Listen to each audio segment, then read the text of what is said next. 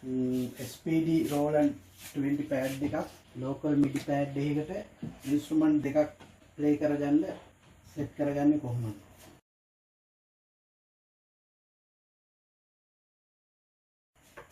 මේකේ MIDI out එක මේකේ MIDI in එකට දෙන්න ඕන දීලා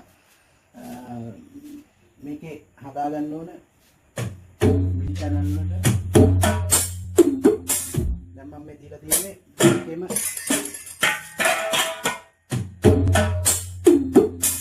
මේකේ තියෙන tone තමයි මේකේ ගහන්නේ. ඒ කියන්නේ මේක lap එකකට set කරන්න ඕනේ නැහැ. කෙලින්ම මේ speed 20 එකට කපල් කරගන්න පුළුවන්. මෙතනින් ඕනනම් patch මාරු කරගන්නත් පුළුවන්. මම මේ edit mode එකේ ඉන්නේ. මේ counter දෙකේම patch මාරු වෙනවා.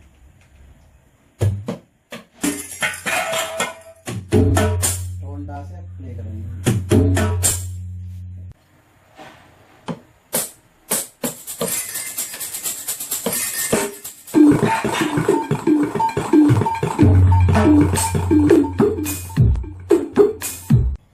මේක මේ raw band MIDI pad එකක්